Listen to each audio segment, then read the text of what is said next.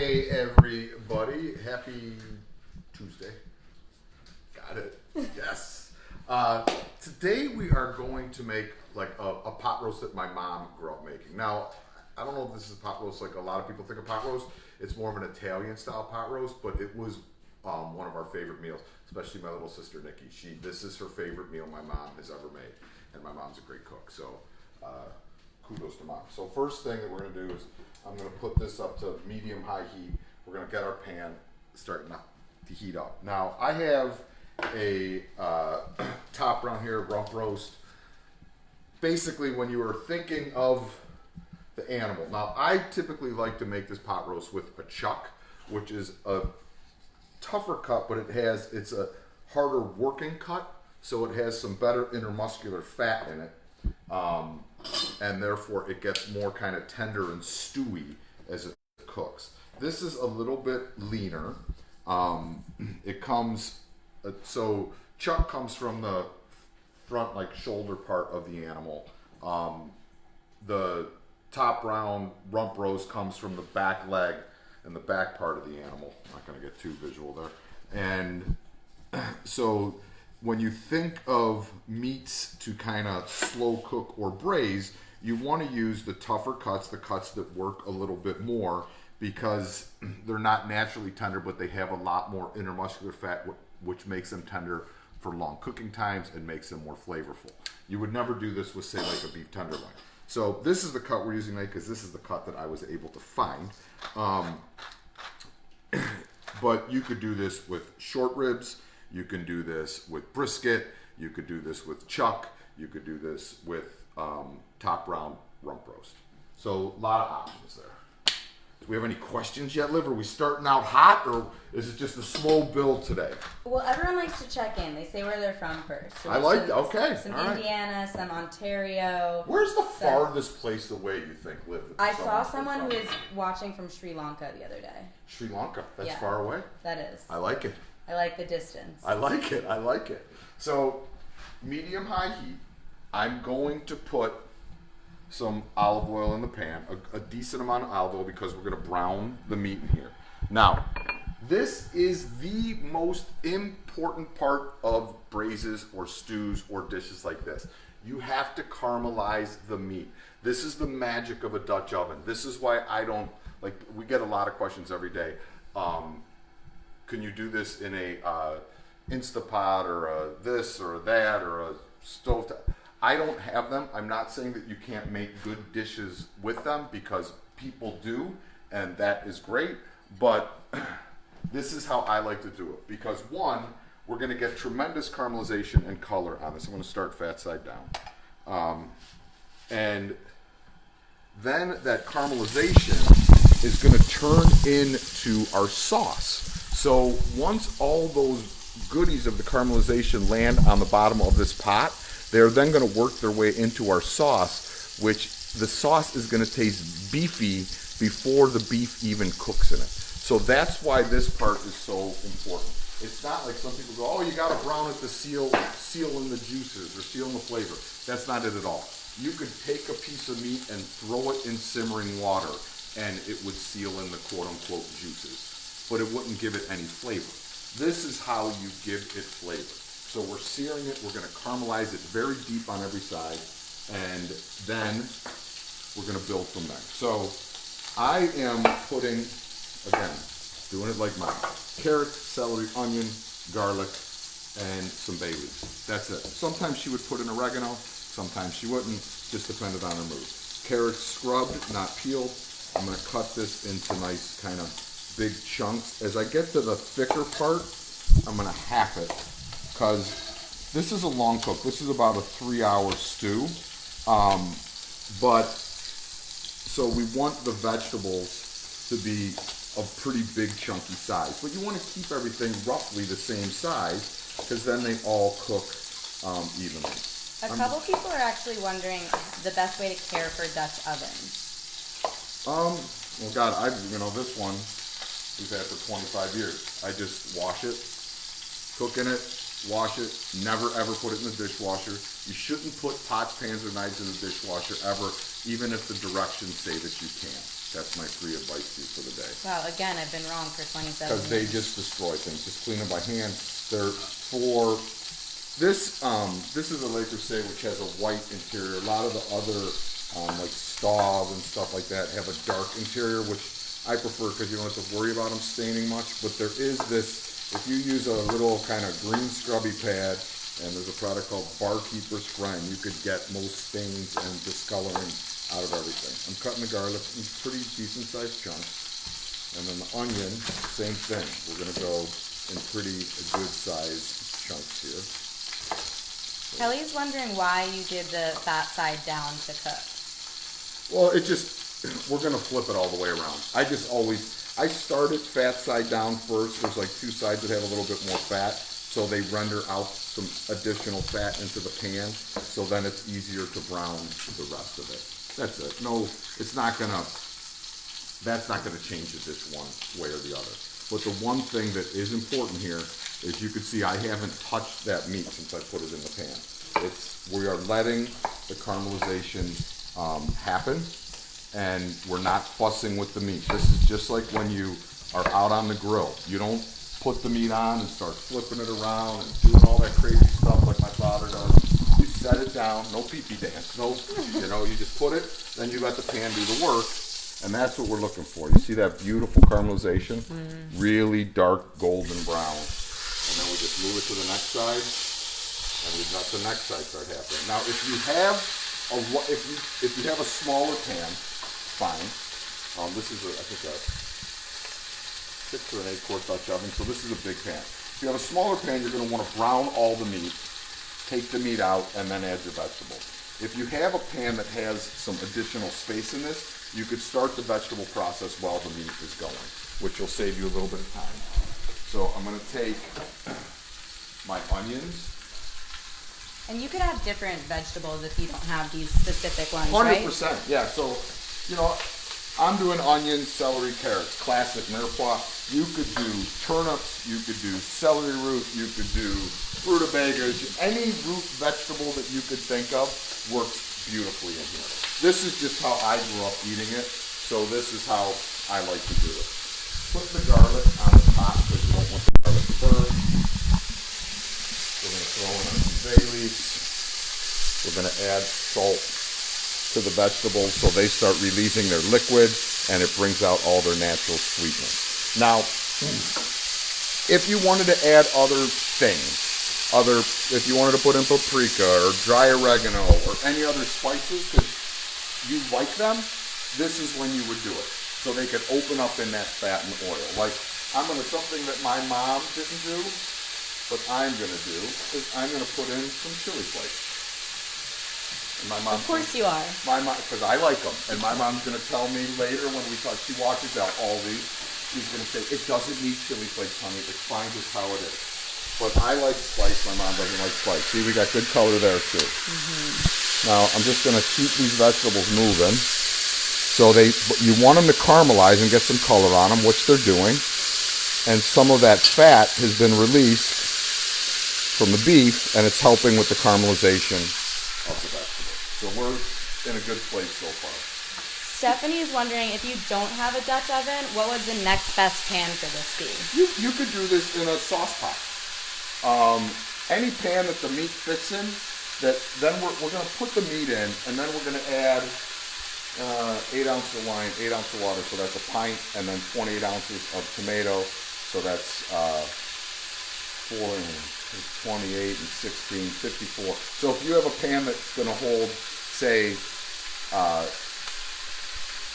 2 quarts or more of liquid, you're fine.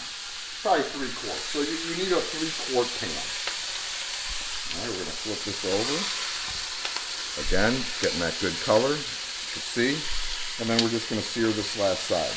Now, the reason that I prefer a chuck than the meat that I was able to find at the store to this is because a chuck has a lot of intermuscular fat because the shoulders are super busy, busier meat, more intermuscular fat, more flavor, and it gets more of that stewy tenderness as opposed to that lean tenderness when it is done. A couple people are wondering about piercing the meat. They've been told that it lets the juices out. Is that okay?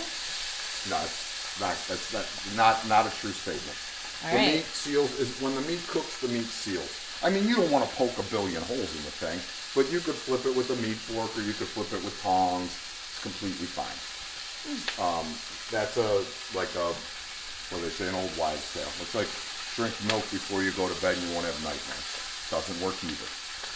Katie's wondering if you were to add potatoes, would you leave them whole or would you cut them similar size to the rest of the veggies? I would keep everything the same size. All right, so we got the meat. The last side is searing. So the first thing I'm going to add, Liv, is I'm going to add my wine. So we're going to pour the wine in. And when we pour that wine in, I'm going to take my wooden spoon, and I'm going to get really close because it's sizzling, so they probably can't hear. But the wooden spoon, you rub the bottom of the pan, and all that good caramelization from the meat that comes now up into our sauce. So that's what gives our sauce all its happiness. Now, the next thing that we're going to add, as that starts to reduce, we are going to add our crushed tomatoes. Now, I'm using crushed tomatoes. I know there's limited stuff for everybody. You could use whole peeled, crush them with your hands. You could use tomato paste and then add more water. If the only thing that you have is salsa, you could put it in there. If you only thing that you have is prepared tomato sauce that you use for your pasta or pizza, you could put that in there. But in the perfect world, I would just use either crushed or whole peeled tomatoes because that's how my mom made it. We have a fan wondering, and I actually am curious too, what is the name of this tool? This tool. Meat fork. Oh, that makes sense. There you go. That's easy. So when you're pouring tomato product or anything into a hot pan, what I like to do is pour it on the back of a spoon, and then you don't have to worry about it splashing on you. So that's good. And then we're going to do 8 ounces of water. So I put the 8 ounces right in the can. So then I could rinse out the can, and then in goes our water. And then you could rinse off your spoon, and everybody's happy. Peggy's wondering if there would be a difference in temperature if you're using an electric stove. No, I think people tend to know their stoves the best. I'm on medium high, which gives me a good amount of heat. If you have a stove that doesn't throw off a ton of heat, turn it up to high. So, but whatever temperature you got to turn your stove on to get that good sear, that's the one you should do. Some people might have tons of BTUs and it's medium or low medium. Some people might have less and it's cranked all the way up. So you just got to know your stove. I have water about to come to a boil. I'm going to put in 2 tablespoons or 2 big pinches of salt for water, and then I'm going to get the pasta dropping. Once this comes up to a simmer, which it almost is, we're going to taste the sauce and decide then, does it need more seasoning? Does it need, if you want chili flake, does it need more chili? Does it need more salt? Does it need more pepper? If you put oregano, does it need more oregano, bay leaf? You could decipher that now, so then when it cooks, all those flavors are going to melt and come together. It's not going to reduce enough that you have to worry about it technically getting salty during the cook. So we're going to give it a taste.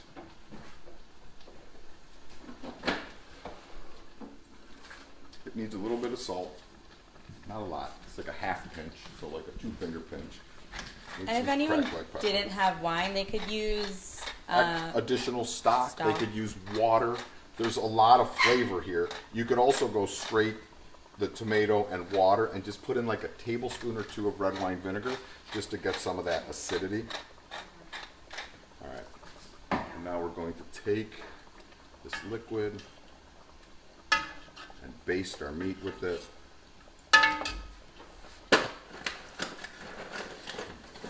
Get the pasta going. My mom always served it with big shells or big noodles. All I had was rigatoni, so that's what we are using.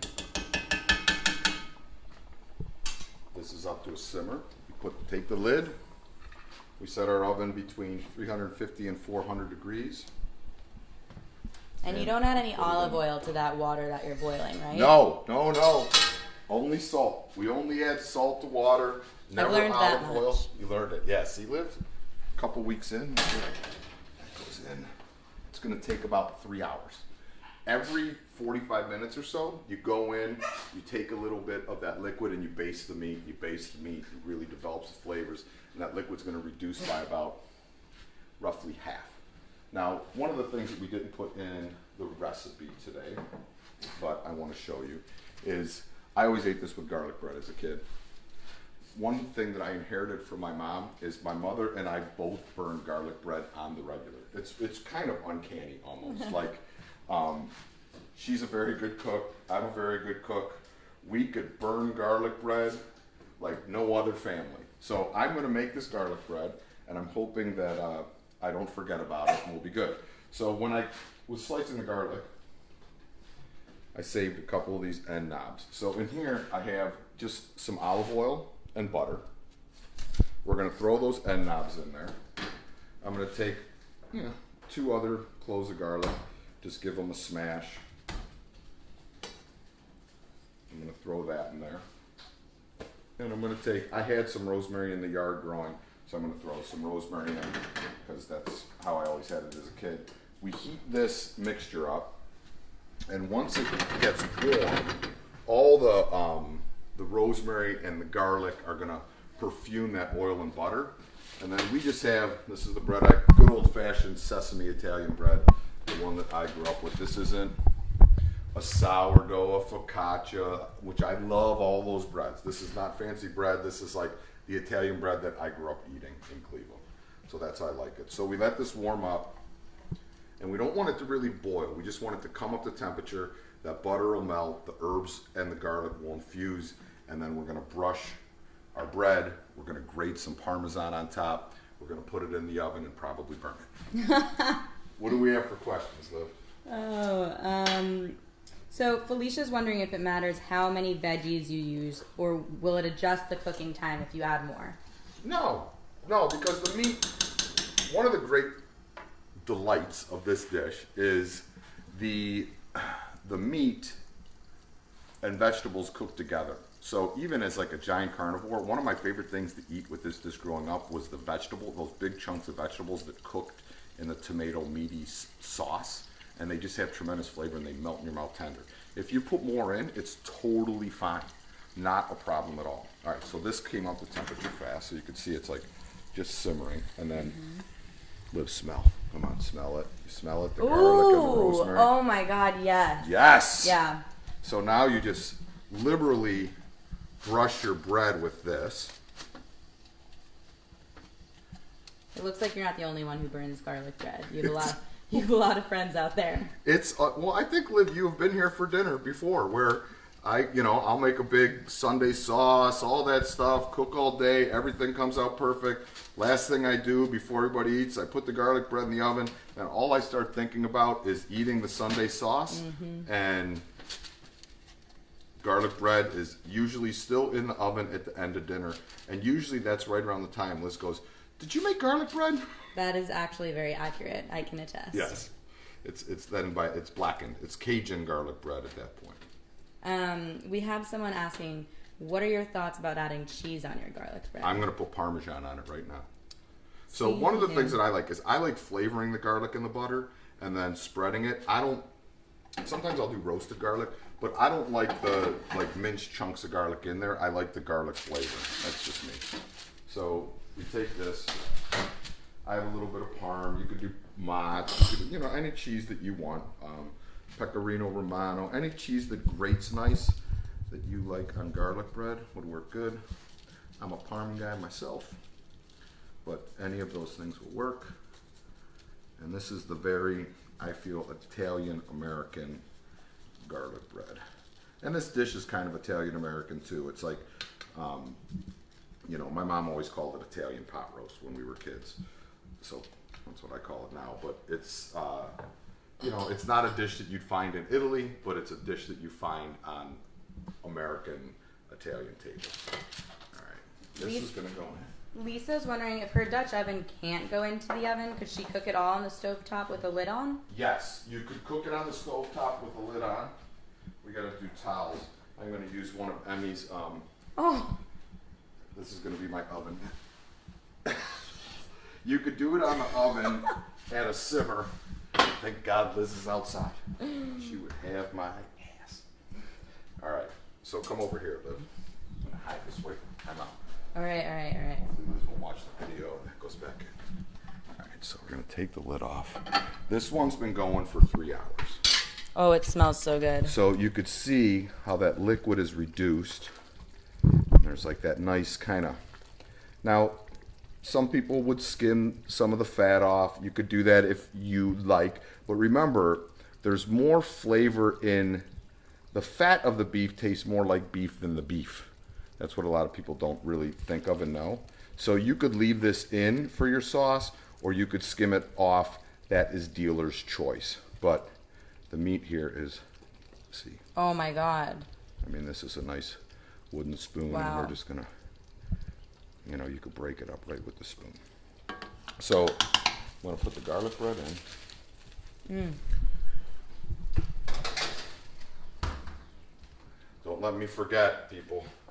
I'm then gonna take, I gotta get another plate. I'm gonna take the meat.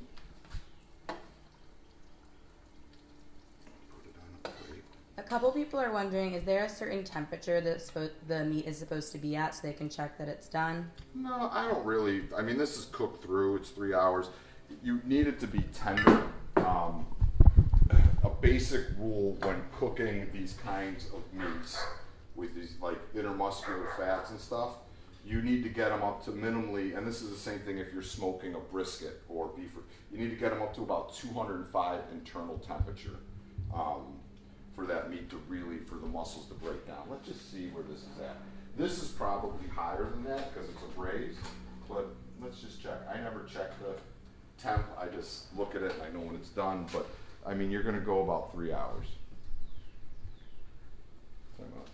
Oh, where are the glasses?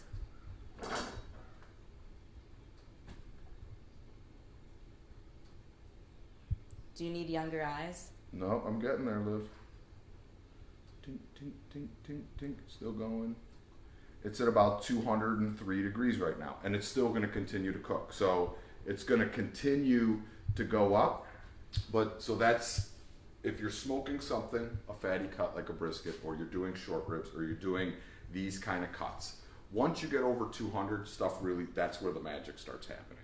So those are what you want to do with tougher cuts. It's not like a tenderloin or ribeye or a strip steak where you cook at the temperature. You need to get this up to temperature to break it down to make it tender. And you can see that this is, you know, it's a little bit over, it's like 202, and it'll just keep climbing. Yeah. Also, how long is that garlic bread supposed to be in there so I know when to remind you? Well, I like always say till it's done, but I can't always seem to remember that, so that could be a problem. I'm gonna get another plate. Go look at that stew. All right, let's take a look. Ooh, it smells good. Really wish we could invent like sending smells to people. It'd be great for this. Oh boy, that smells so good. Boy, this is, I mean, one of the things that I'm loving about doing these for you guys every day is I'm cooking so many dishes that I kind of grew up eating. All right. Pasta, go. So pasta's al dente. We're going to take our pasta and just start adding it to this braising liquid. Now, again, we're doing this with pasta. Occasionally, my mom's mom used to do a similar dish, and she would serve it over soft polenta. You know, my grandmother. So you could do this over soft polenta. You could do this with pasta. Or you could just do it with neither and just a plain old stew because it has all those great vegetables in there. Like someone asked earlier, if you wanted to put potatoes in, that would work good too. Couple rules when cooking pasta for me is one, I don't use, I never dump it into a strainer in the sink and because I want to reserve the pasta water, so I use a spider to do that. Two, you don't put oil in the water because that stops the water from boiling, which is bad for pasta. You need to salt the water because we could use the water to help our sauce here, which is really nice. And there was one more and I just forgot what it was. Oh, and once the pasta's cooked, don't strain it and then rinse it under cold water or cover it with olive oil, because then you're rinsing the starch off the noodle, and you need that starchiness to make the sauce adhere to your pasta. So I'm going to make sure that this heat is off now. Whenever you're adding cheese to the sauce, you want to make sure your heat's off, or this cheese will get stringy instead of melty. So we're going to grate some in here and toss it together. I'm also going to put a little bit of extra virgin olive oil in here and toss it together. And I'm going to put, if you have fresh herbs, you can add like a little bit of flat leaf parsley or a little bit of fresh basil. Any soft herb would work really nice here. But again, off the heat, because soft herbs like this, you don't want to cook them. You just want them to hit that heat, and they're going to open up and bloom and throw all their flavor. So if they sit and they boil and they cook and they cook and they cook, they lose all their flavor. So we want to get maximum flavor. So that goes in. What temperature do you have the garlic bread at in there? 450. Not ready yet. We're still good, guys. Garlic bread is, to me, is like a lot of young cooks when they start working for us at the restaurants. They, whenever they put any kind of nut in the oven to toast, we always like set a timer, because if you cook a lot, or if you work in restaurants or you cook a lot at home, like pine nuts. Pine nuts are not cooked, burnt. That's how pine nuts always work. So look, we have a couple little chunks of meat that fell off. We have those veggies. I put in the Parmesan cheese. Whole. Oh, it really smells good. So then we're going to take our pasta.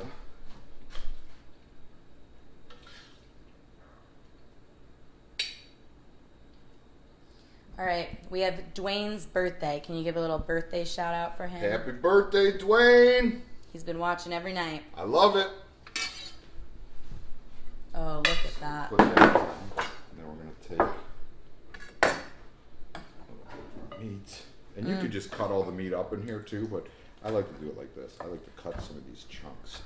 So I get some nice big chunks. Just put some of those nice chunks of meat on there. My little sister is watching right now, and she's literally angry at me. I know she is. I love you, Nick. When we're together again, I got you. A little Parmesan on top. It's beautiful. Garlic bread's almost ready. I'm going to take a bite, then I'll take out the garlic bread. I hope it doesn't burn in that time. I know, it's possible. But this is just such great comfort food.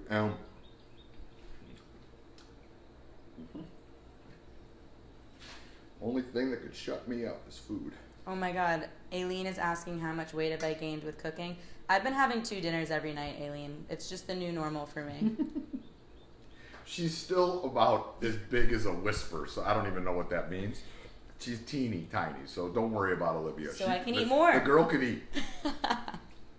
Not afraid to eat. All right, how is it? What's the assessment? Is it as good as your mom's? It's really, really, really good.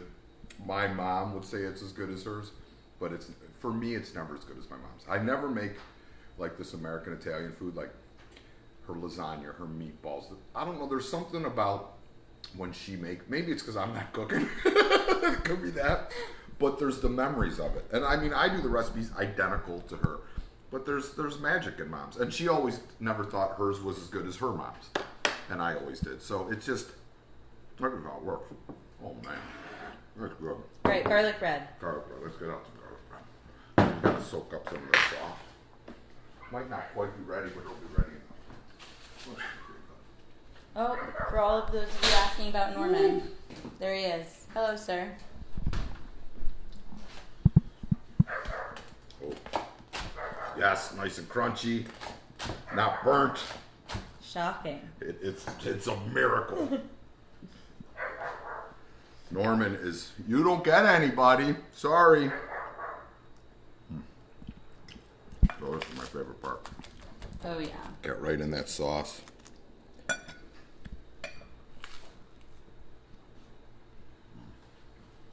Oh, a little bit of rosemary. You can really taste the rosemary and the garlic and the saltiness of the cheese. dipped in that sauce. And I'm pretty proud of myself right now, I'm not gonna lie. We'll see you guys tomorrow. Oh, tomorrow we're making Lizzie's breakfast bread pudding. So it's one of those breakfast for dinners type of meals. Maybe I'll get her in the kitchen with me so she could tell me everything I'm doing wrong with her bread pudding, which will be entertaining for you. So that's at 5 o'clock tomorrow. You can see all these videos on Food Network Kitchen Facebook page every day live at 5. Then we stream them on my Instagram and my Facebook about an hour later at Chef Symon with a Y. So you guys, day at a time, dish at a time. I will see you tomorrow at 5 with Lizzie's breakfast bread pudding. Gonna be delicious.